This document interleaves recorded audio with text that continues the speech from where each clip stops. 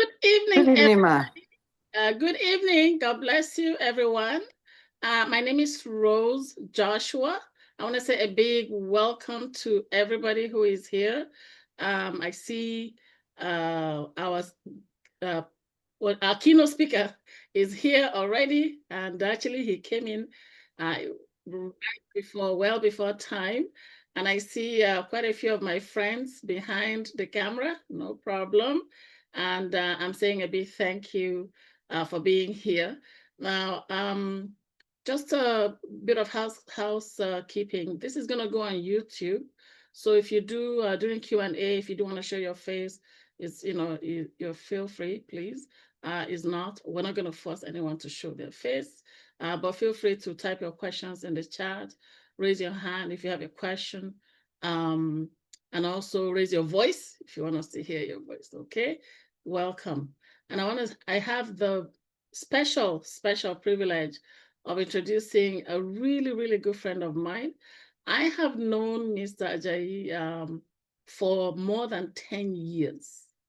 I met him in November 2014 when I joined the Mountain of Fire Church in Edmonton. And since then, I've, to be honest, you will not hear his voice in the streets. He's a very quiet gentleman, very methodical, very strategic. And it took a while to get him out to come do this for us today. And so I'm very grateful that he's here. So thank you, Uncle Benga. God bless you. Thanks for being here. Thank you. So by way of introduction, Mr. Ajayi is a certified financial professional, and he has extensive experience in financial operations, especially with the government. Audits, he's an auditor. He does government budgets. He's a strategic planner, and he's just a financial person. In the community sphere, he's very passionate about the next generation. He loves the youth. He likes to train the youth on what to do, what not to do, things not to do. He's very passionate about the youth, and I'm very grateful that he's here. I cannot speak about him long enough, but because we only have 1 hour, I'm going to shut up and let him do what he's here to do. Uncle Benga, yes. Thank you.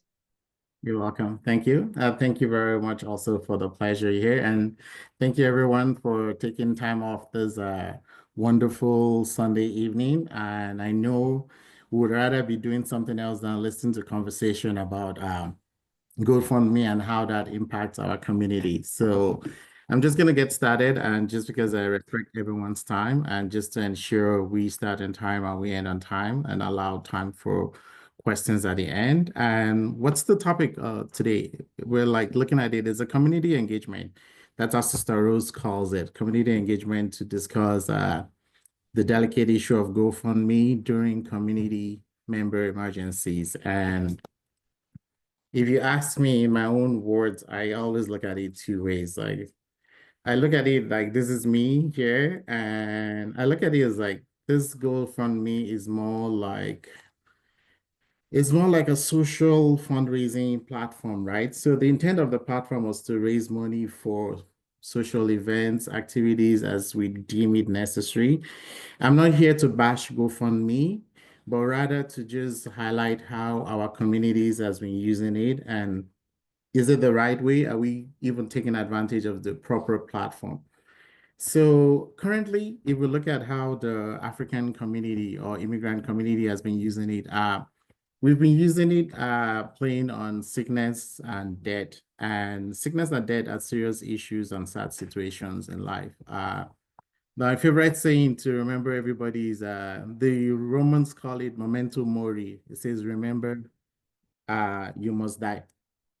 Eventually, death is something that is synonymous to every one of us. And these are serious and sad situations. I'm sure every one of us has lost a friend, a partner, a family member at one point in time. And if you just remember the feeling you're feeling when something like that happened, it's an extremely painful process.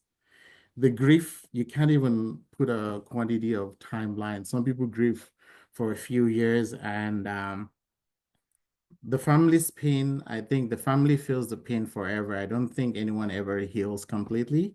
It's just the grace of God that heals every one of us, and none of us is exempt from this. These situations is common to everyone. Like we're gonna experience life, death. It's not just one single individual. Like we must just face reality. Like every one of us in this community must face reality to talk to each other. And the best way I feel we can get ahead of ourselves in this 2025 going forward is proactive planning is better than reactive response. And while as a community we can empathize and sympathize, but wisdom of the day is that we should have a more practical approach. And that's what stems this conversation to have the discussion. Yeah. So an example of this scenario is like, I don't know, if over the last 10 years, right, I've had multiple community members or people that have passed away. And in each of these instances, the family is always left in a helpless situation, right? So I have a good friend who passed away maybe about 8 years ago. And I remember on the day we were in the hospital, well, the man passed away, the wife was like just in a different situation and she couldn't think straight. It was we that were next to them that were giving the instructions like, okay, they're taking the man to the mortuary. You guys need to meet with the home leaders and talk to the funeral homes. Even up to the funeral homes, the mother couldn't go. We had to take one of the child to go to the funeral home. And on getting to the funeral home, they were giving us different packages and options, and this is how much the basic package would cost. I think that time was about $9,000 for a basic one, 14, $17,000. And all of us at that time were probably first 2 years into our work life, and we didn't have the financial weights to be able to do something like that. So we struggle with the option of how do we get this funeral done. Our brother is dead and we have to go ahead and proceed with the funeral. So the family was helpless. We had to reach out to community leaders, and every community leader there were suggestions in terms of we have to use GoFundMe. And some of us kick against GoFundMe and some said yes to it. So just to bring it back to the discussion of the day is like GoFundMe has been used in our community, and I'm not sure if we've been able to capitalize on how much to maximize the return on it for our community for sure.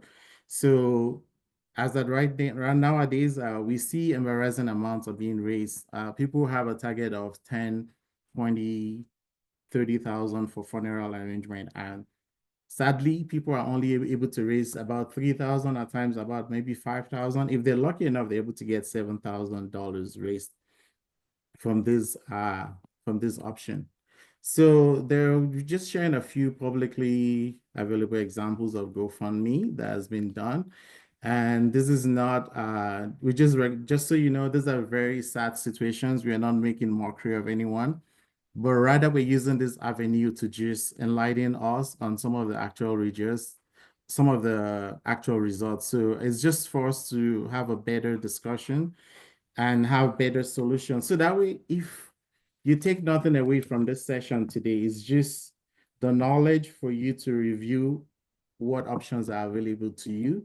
So that way you don't leave your family in a worse off situation than how things are meant to be. So example one, I will start from here and one moment here. So let's see. So this is a couple of examples I have here on the screen here. I have Davies, who had a goal of 25,000.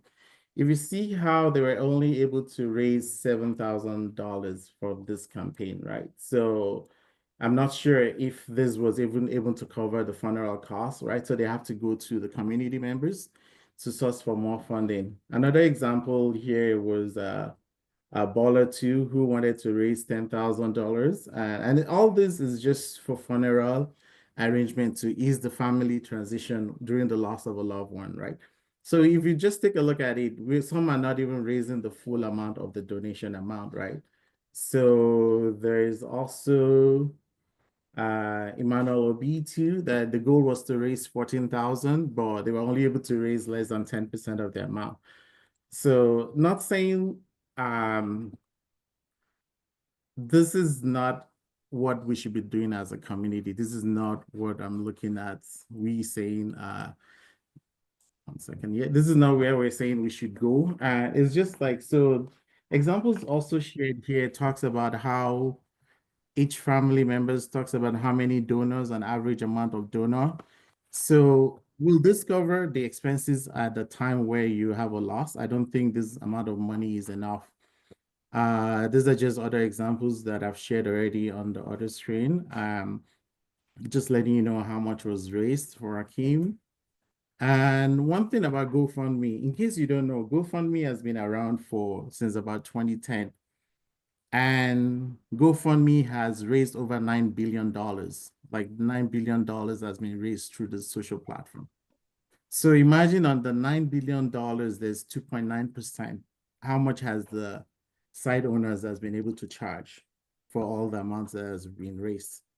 So that's just a light bulb moment. Is like, even though the intent is to raise money for a cause, 30 cents of every dollar raised is being kept by the GoFundMe owners. So I'm not sure, would that 30 cents not make sense to be given back to the family? I don't know. Let's just see. So if you raise $500, you get 484K will be what we deposited in your bank account, right? So for our sisters whose husband raised $7,600, GoFundMe kept 3% of the fees, right? So it's not too high, but it's just good to know, like, not all comes into you at the end of the day, right? So there are so many more examples on GoFundMe. So if you feel curious, you want to go explore GoFundMe. Most of the situations are not too good. Like, some of them are sadly very discouraging and depressing. There's some excellent example there. I think GoFundMe works more for, I think when the only time I see GoFundMe able to raise the right amount of money will be when they have kids in the hospital. That has been those social platforms that I've seen GoFundMe works well for. Like, when kids are in the hospital, they're able to raise as much as they need. But in terms of we, the immigrant community, trying to use this as a funeral, giving ourselves a befitting funeral, this hasn't worked well for us. The solution that we're bringing to you today as this community, one moment here. So we have an alternative idea is like community members are challenged to each get a basic life insurance. I don't know what everyone's situation is. There's so many forms of insurance available. There's the life, there's the term, there's critical illness. And just for us to get ahead of, instead of making our family go through this sad situation, like if a wife loses her husband, we don't want her thinking of how to raise money for the funeral. I think that should be something basically that each family should have that discussion and have an arrangement in place. And also the ongoing one I see more of nowadays, as we are all aging, if people do their blood checkup every year, you would hear there's more complaints that the doctor is saying, like, there's more critical health emergency coming up, that it's forcing people to change their diet and live better life, right? So it's just basic life insurance, basic critical health insurance for emergency. And this is also just to prevent our family from begging for money. I'm sure I don't want to see any one of us here asking for money, like, due to a loss of everyone. We plan life to live as much as we want, but life happens to us. And in the instance where this life happens to us, we don't want to be an emotional burden on the people we leave behind. I'm sure no one wants to leave their children at the hands of others, like big asking for financial help or financial situation. There's no stress on the community if we do consider these options or these alternatives. Like, there's no stress. There's no fundraising that we need to do. Any fundraising that is being done would just be an added on to the family, which would just be a gift because of the community mindset we've come from. Like, most people from Africa, we all live in a communal setting and we love ourselves too much that Hearing a sad news of someone, I'm sure everyone will try and dip into each $100 they have just to contribute to the family. But in the instance where there's an immediate need on the person passing away, is trying to set up the funeral, making sure the person is buried in time and not delay all those process. But when there's no funds for that, this just gives an added stress on the family. With this insurance we're talking about, there's predictable financial security, there's peace of mind that you've had all these contingencies covered while we're still alive. This is just a basic description of life insurance and just what GoFundMe source.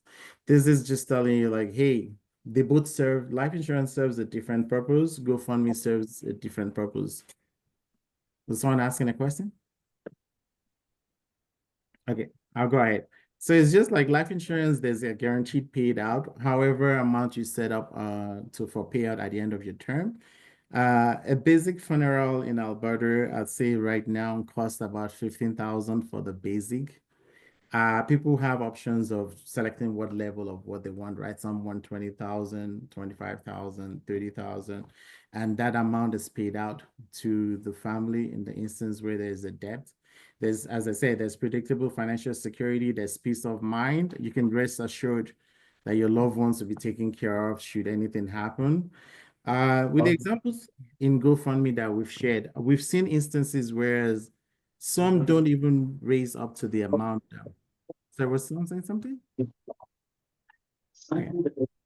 So with GoFundMe, there's uncertainty with regards of how much. We could set up a goal that we're going to raise $10,000. But one thing I want us to be aware of is how many of us grew up in the West? How many of us have that community outreach in terms of we have all our families, all our generations? If we compare ourselves to our fellow peers who live in Alberta, their grandparents live in Alberta. Their families live in Alberta. You see, when they talk about each other, we're going to our grandparents' house. They just have a lake outside the city. We don't have that historical context. Maybe over now, we're building the second generation, right?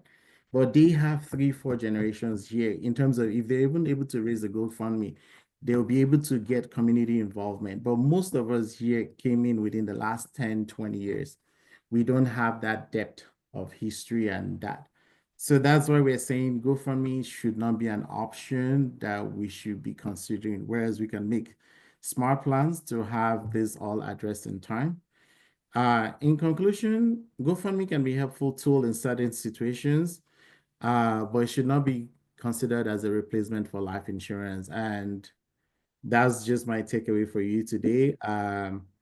It provides a guaranteed and reliable way for your family's financial future. That's what life insurance would do for you.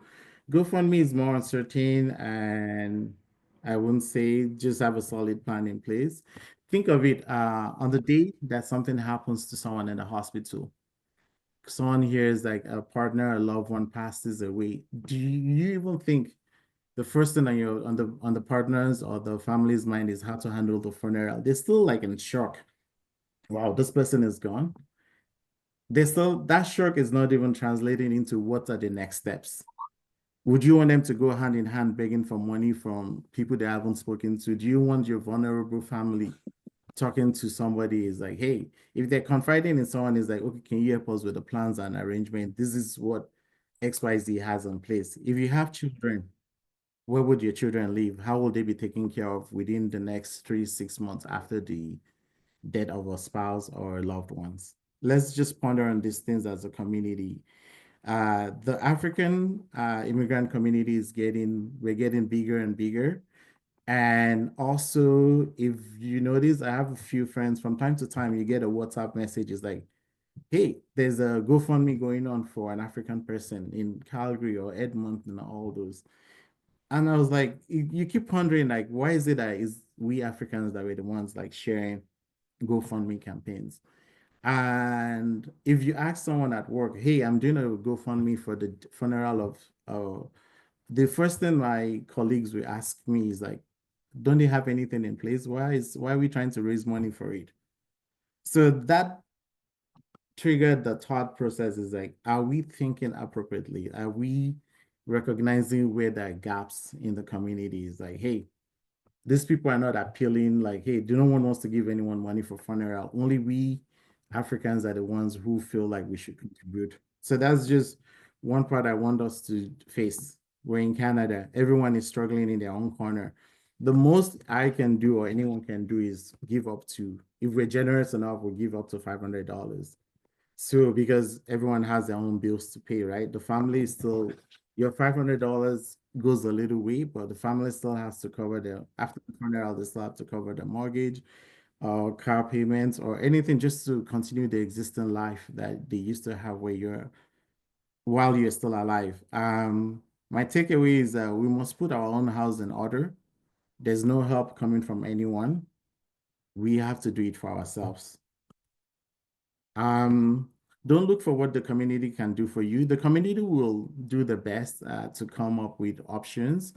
If you put your house in order, it will save the community from draining its little purse.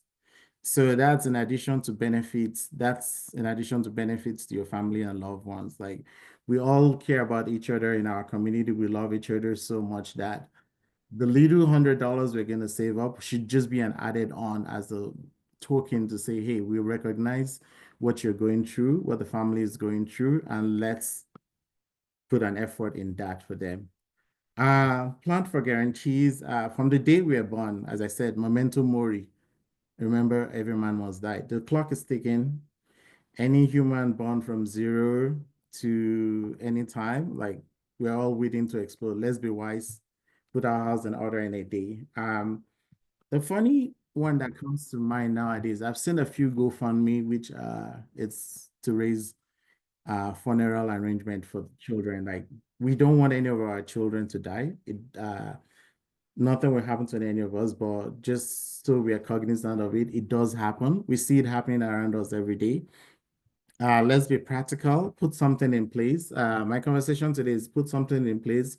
Every child needs an insurance, either via your employer. I'm not sure if anyone has looked at their employer coverage, your term insurance coverage, or your life insurance coverage.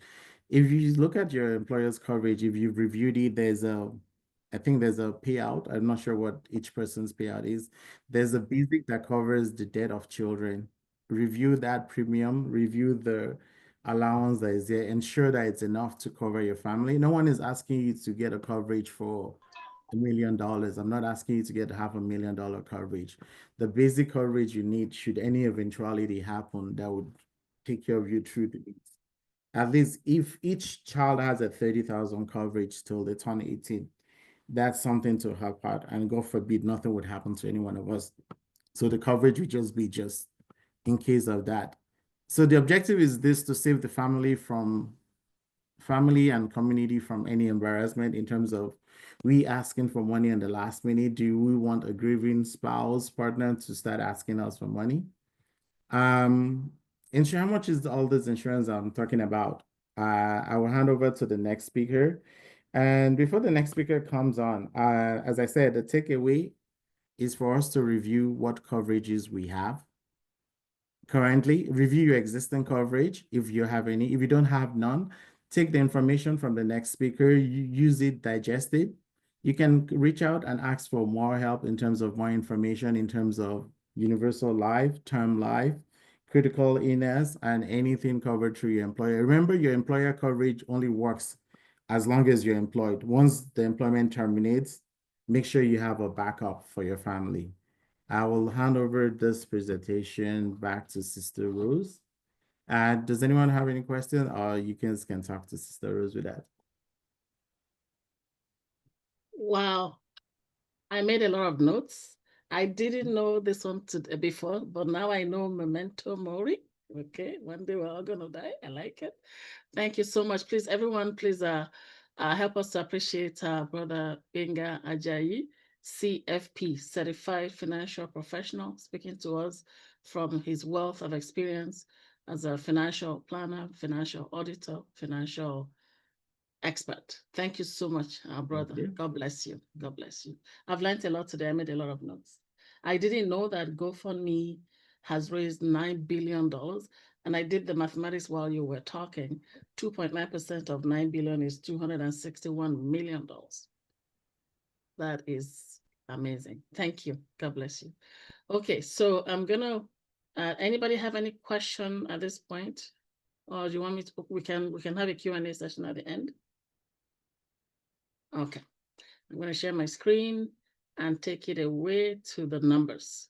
So Uncle Benga has given us a premise. I'm just gonna support that with the numbers that he asked me to look at.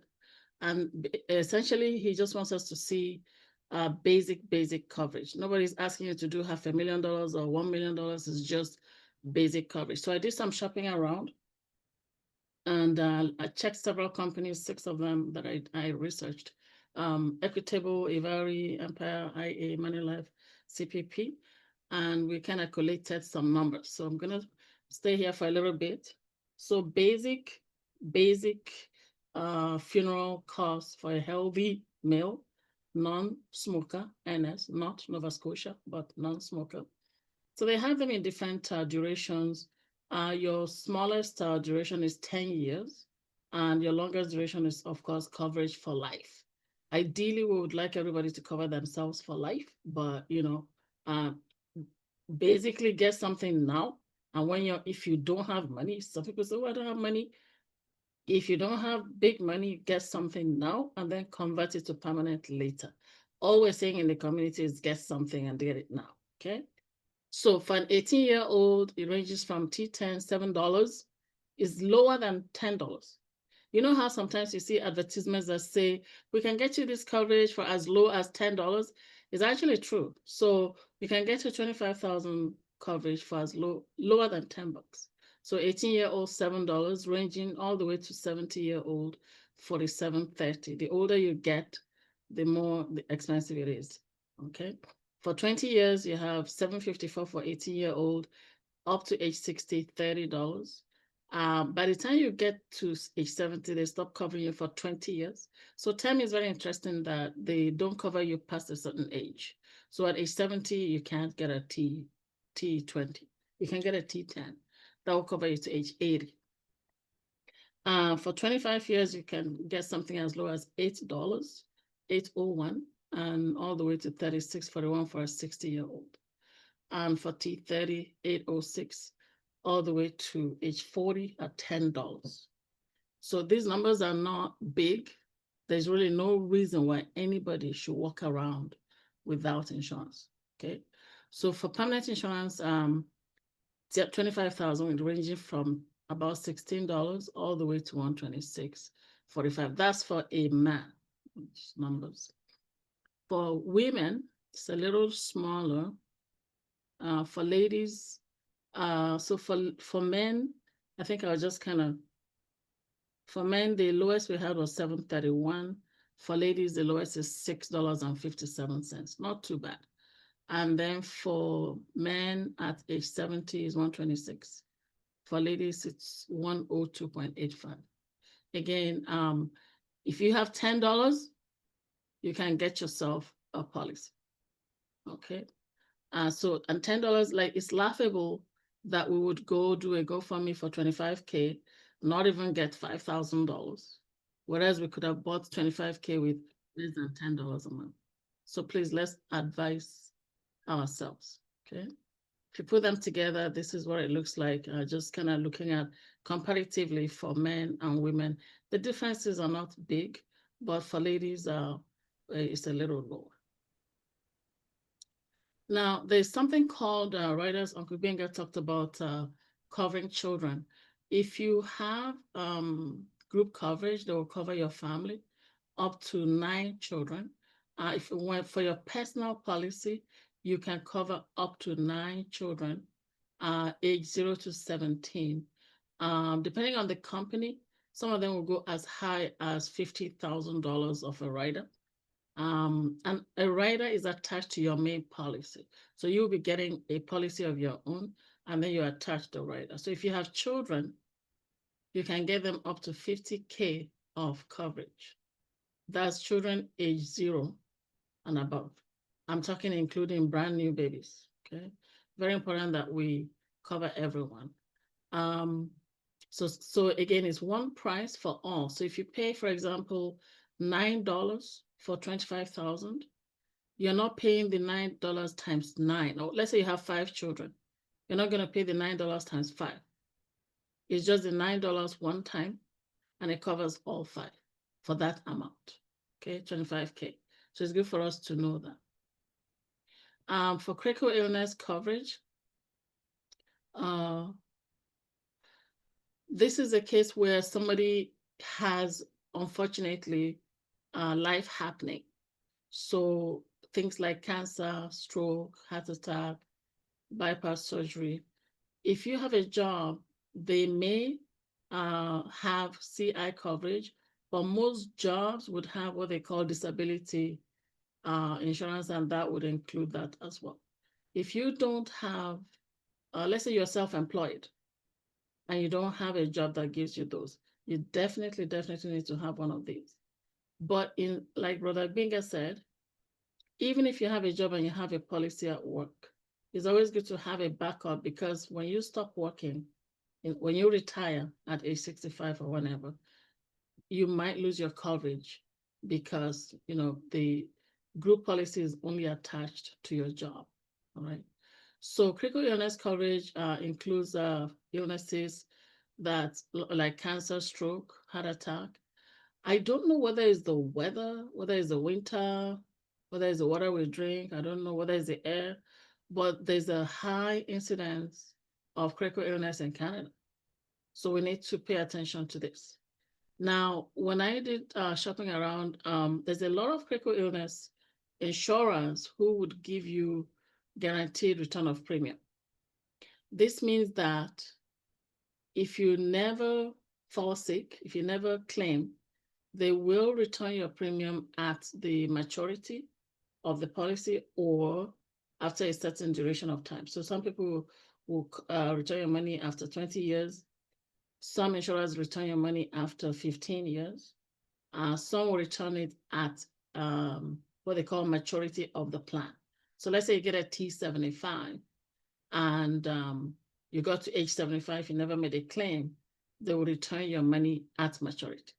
So this is actually better than putting money in your savings account, because in the early years, you get that protection.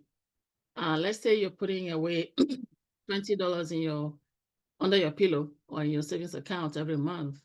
And let's say something happened in year 1 or even year 2, $20 a month, that's $240 a year. In year 2, you don't even have $500. But this one will pay out $25,000.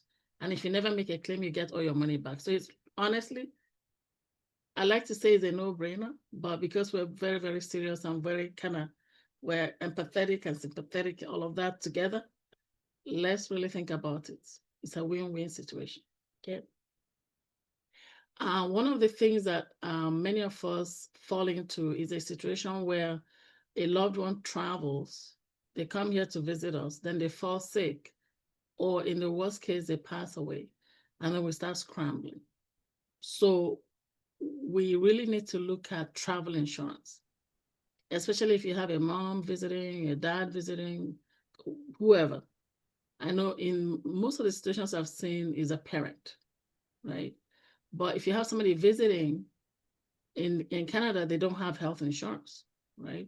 So you really want to consider very seriously travel insurance in place before your family comes in, especially the older ones.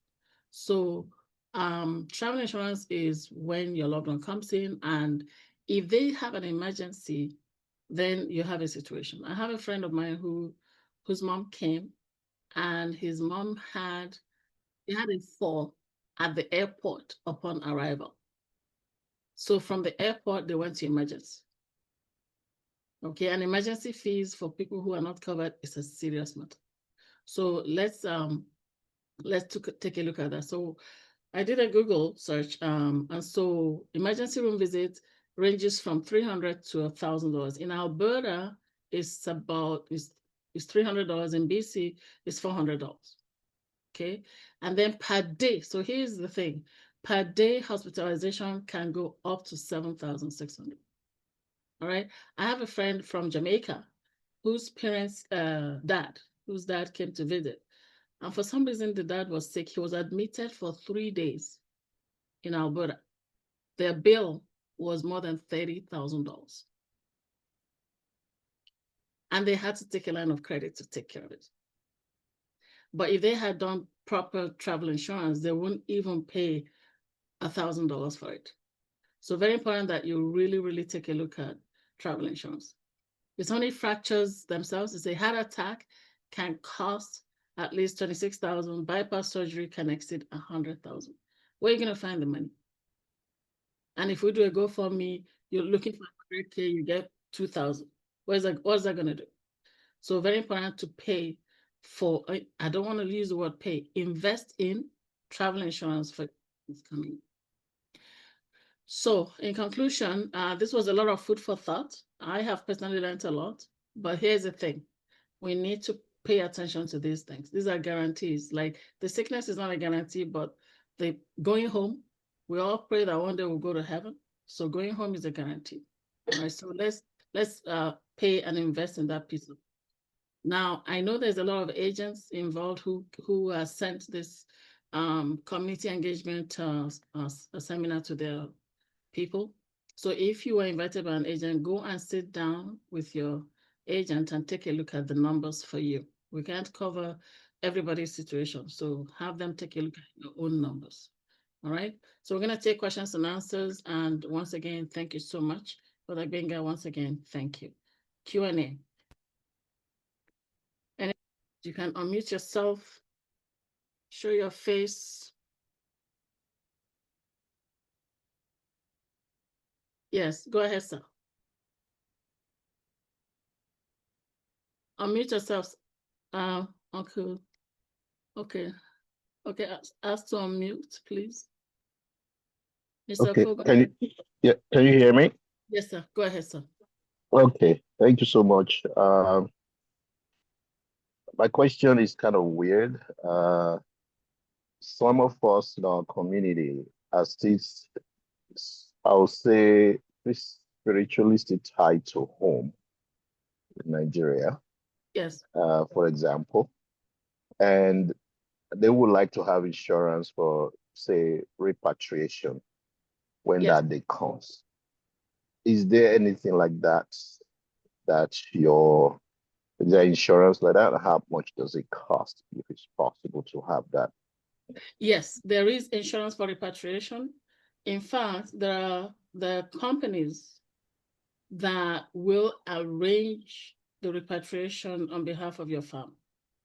So they have what they call funeral concierge services.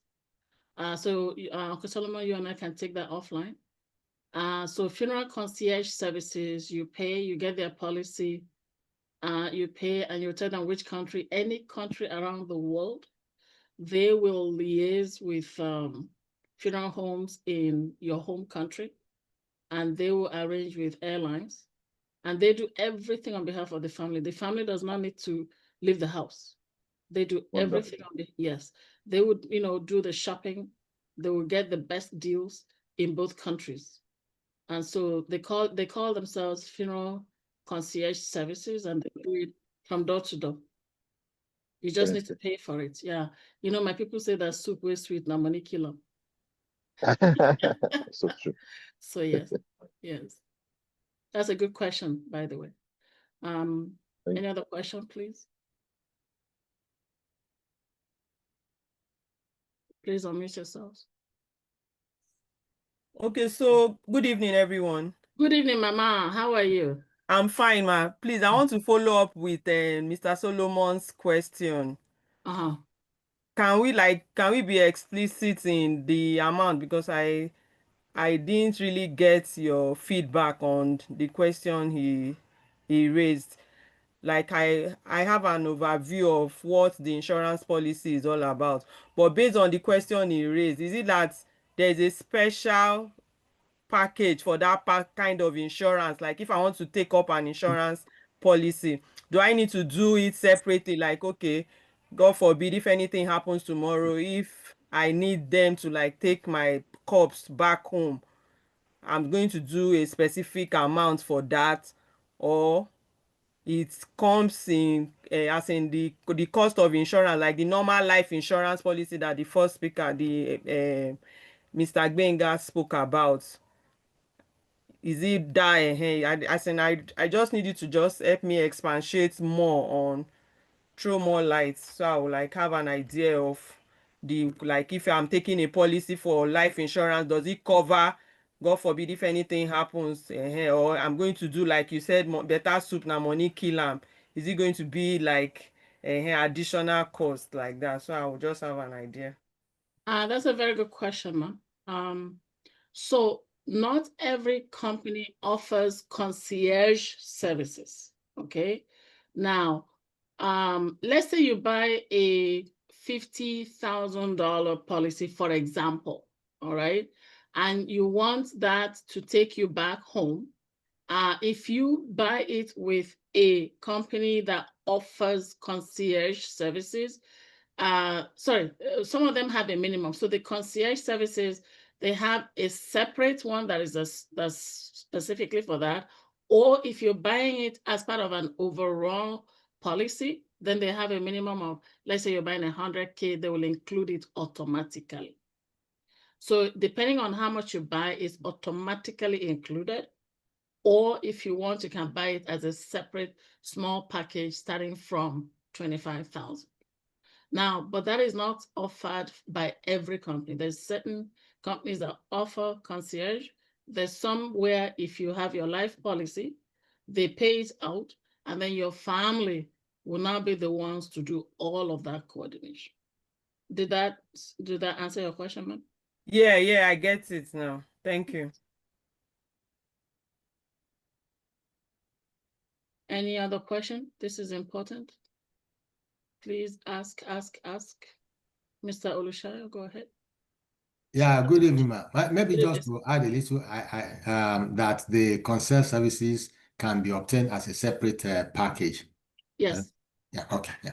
Yes, it can be obtained as a separate package, but if you want it to be part of your one life policy, that policy needs to be a minimum of a certain amount, and some of them will require at least 100K.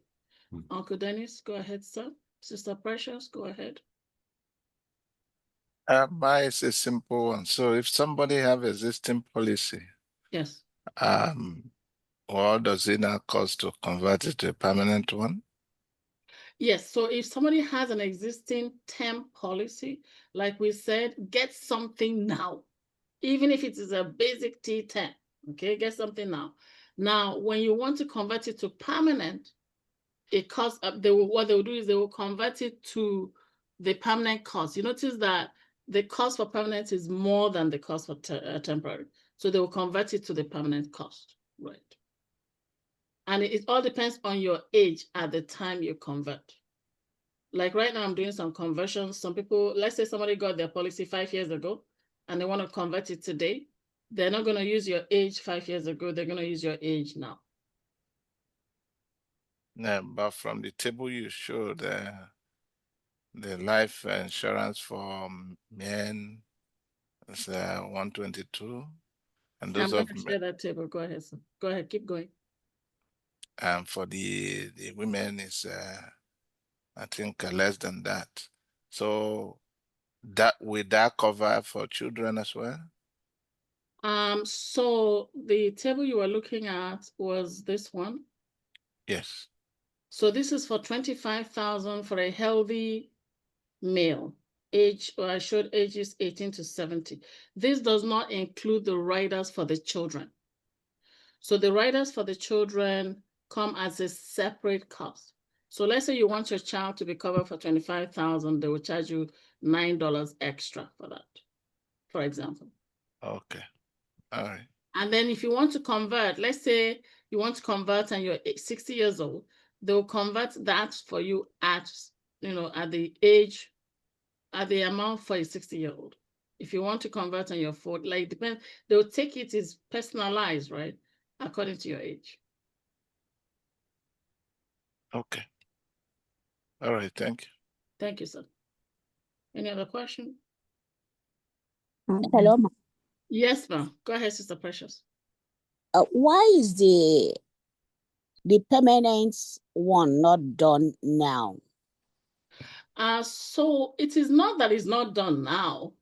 It's just that when we meet with a client and the client says, oh, I don't have money, somebody can say, oh, I can't afford $68. I can only afford $10. So everything is dependent on what the client insists that they want, right?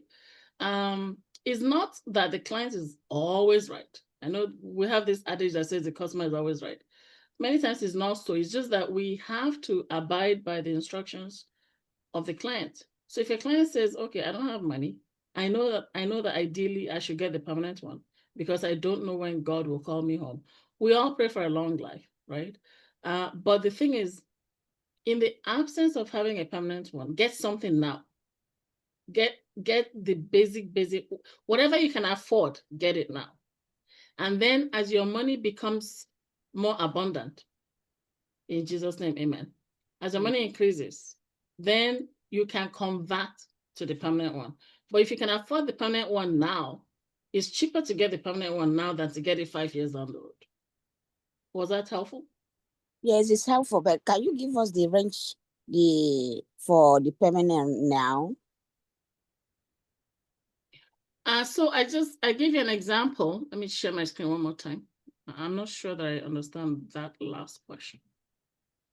So if you look at the example that we showed, this is $25,000. Okay, we're working with 25 here. Sister Precious, you and I can sit down and I'll take a look at your personalized example, your personalized numbers. So let's say somebody is 40, a 40-year-old man. If he gets a T10, it's $817 per month. If he gets a permanent, $25,000 is $29 a month, right? So female, that same age, 40, $763 for T10, $25.74 for permanent, and that's $25,000 we're talking about. Was that helpful? Yes. Okay. All right. Any other question? Good evening. Go ahead, Mama. God bless you. I'm excited to hear your voice. Go ahead, Mom. Good evening, everybody. Just to add, this is just to add to it because I experienced about twice taking bodies home. Is it a concierge or something you were talking about? And you said minimum is 25. I just want to add that with the experience, it looks as if the airlines, the bigger, the more expensive because they will take the weight and the height.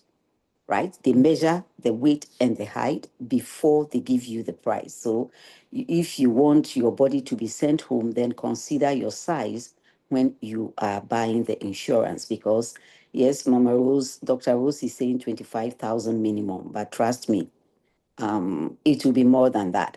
It will be more than that because considering the person's size, about, let me say 7 years, 8 years ago, we were talking about 35,000.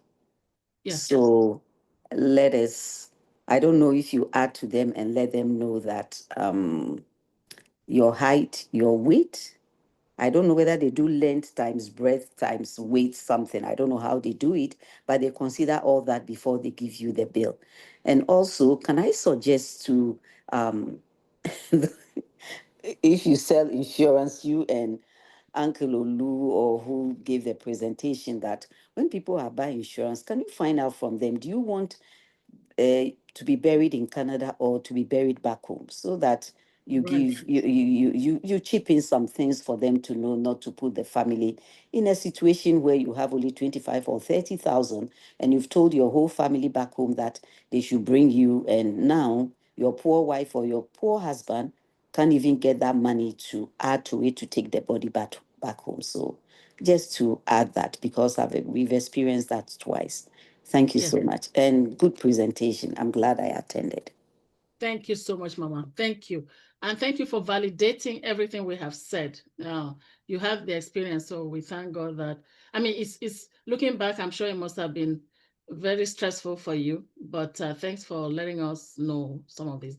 I do have to say, everyone, please, that the numbers we showed today, this 25K, we assumed Canada only. We did not actually factor in taking somebody back home. So I think with the question that Brother Solomon asked about repatriation, that opens up another, sphere of things, because repatriation costs money. I know when my husband died in 2016, we were considering, the family wanted us to bring his body back home. And we did do a cost. We priced it. And yes, so repatriation costs money. It's not cheap, right? So if somebody wants their body to be taken home, they definitely need to put their money where their mouth is and provide, I would say, in the range of $50,000. Because it's not just shipping your body to Port Harcourt or Lagos. It's actually from the once you land at the airport, what happens from there? Funeral home will pick up the body, and then they're going to take it to a morgue. And then funeral is not happening right away. It's happening maybe 2 weeks or a month later. So you got to pay for more costs and all of that. There's all kinds of costs involved. So I would say if you want to be repatriated, plan for at least 50,000 for that. I hope that was helpful. Mami Chako, how was that? Oh, thank you, because I've experienced it twice, and it wasn't funny. It wasn't funny. So that's why I said, let me chip in that and let them know. Yes. Let all of us know. Maybe extra 20, 30,000 if we want our bodies to be sent back home. Because all these experiences, the people brag that they should take me home, not knowing GoFundMe. Thank you all. Yes, yes. Well, okay. We have 7 minutes remaining, and we have really used our time very wisely. And there's, I think in the peak of the hour, we had like 29. I mean, in the peak of the numbers, we had 29 people in attendance. People are coming and going. But we have 7 minutes remaining. Any more questions? Uncle yes, please. One more question. Sorry, doctor, before you start, Uncle Olu, please get ready for final 1 minute or so to wrap up, okay? Thank you. Okay. Dr. Chi, go ahead, ma'am. Okay, so thank you guys for the wonderful presentation.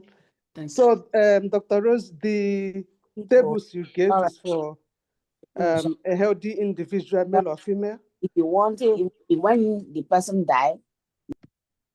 Sorry, go ahead, Dr. Chi. I think I would want to know what is the range for unhealthy male or female.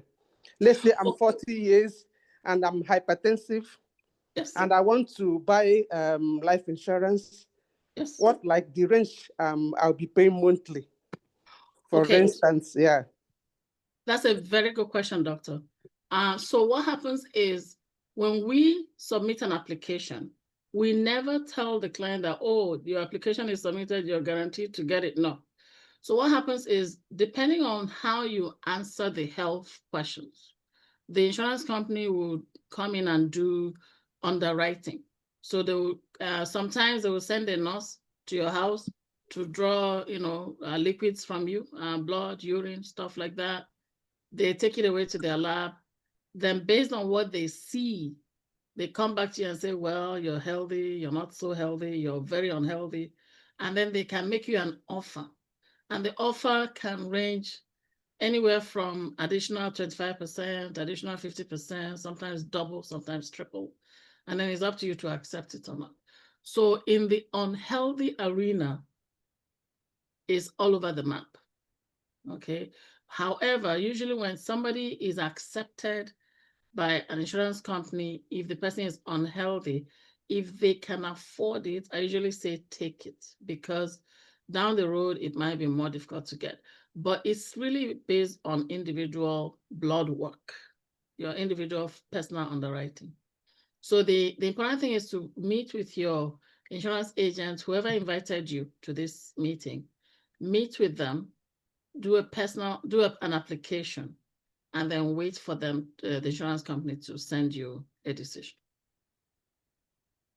Okay. So Dr. Chi, I'll meet with you offline.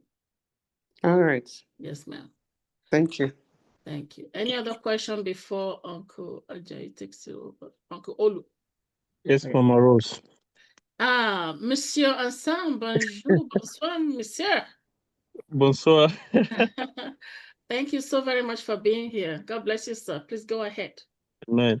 Yes, so I just have one concern. So how long does it take for the life insurance to pay out considering that sometimes, like African culture, you want to send the cops back home as soon as possible.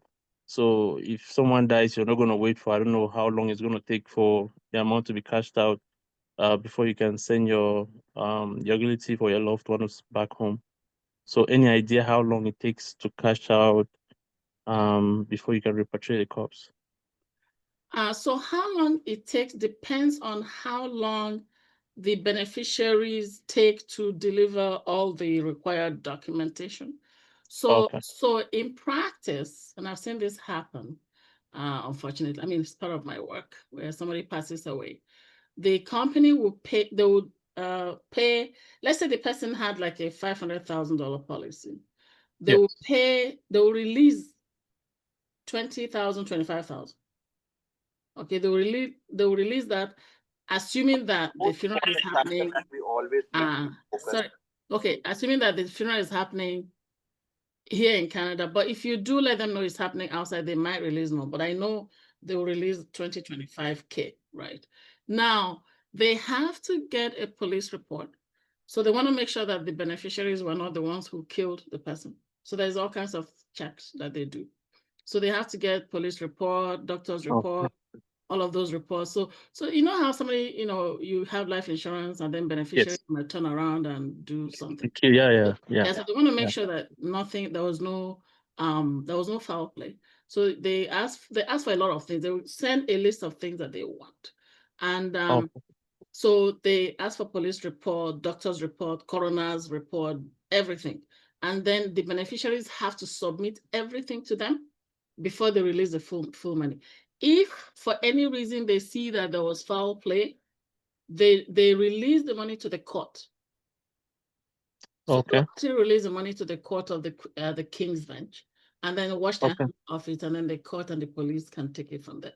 But they never, if there's foul play, they never release it to the beneficiaries. So they have to do all of that due diligence before they can release the money. But in terms of how long, depends on how quickly all of that documentation comes in. Oh, okay. I hope that was helpful. Yeah, it was helpful. It was, at least if they get to release a portion of it, at least that would facilitate the repatriation of the cops back home, right? Because I have like a sister-in-law. I know hers, it took like over 1 year. It took like over 1 year before they could release. Unfortunately, she was buried in Canada because there was no plan to take her back home, but it took over 1 year for her money to be released to the beneficiaries. Well, that just means the beneficiaries didn't fulfill all the requirements before that 1 year. Oh, okay. Yeah. Okay. No, it makes sense. It makes sense, Mama Rose. Yeah. Okay. We're out of time. Does anybody have one last question, and then we'll wrap things up? This is a very interesting topic. If you want, Uncle Benga, we can bring him back again. Just let me know offline if you want us to do this again in the next month or two. Before we'll bring him back. Any last question before we bring back the? Okay, thanks, Mama Chaco. Okay, that's a thumbs up. All right, going once, going twice. Okay, Mr. Olu, you have the floor, sir. Okay, so thank you very much, everyone. Let's see your face. Let's see your handsome face. Okay, one second. Okay. So thank you very much, everyone. And just the takeaway for tonight is, at the basic, if you cannot afford the full life, I do recommend everyone should have the term coverage. If a term 10, 20 years, because everyone is in Canada at different phases in their life. If you need the next 10 years, like God forbid something happens, so no one has to worry about anything, consider the term if it's affordable. If you can afford the full life, it's up to you. Just make sure you keep your options open. All we're emphasizing is make sure you have something in place so there's no pity party for the family. Thank you very much for your time, everyone, on Sunday evening. Enjoy your day. Everybody, please unmute yourselves and let's give him a round of applause. Thank you. Thank you so much. Thank you so much. Thank you. Thank you. Awesome. Thank you. All right. God bless you, everyone. Have yourselves a good rest of the day. God bless. Uncle Bika, God bless you, sir. Yes. Sir. Thank you, Mom. Thank you.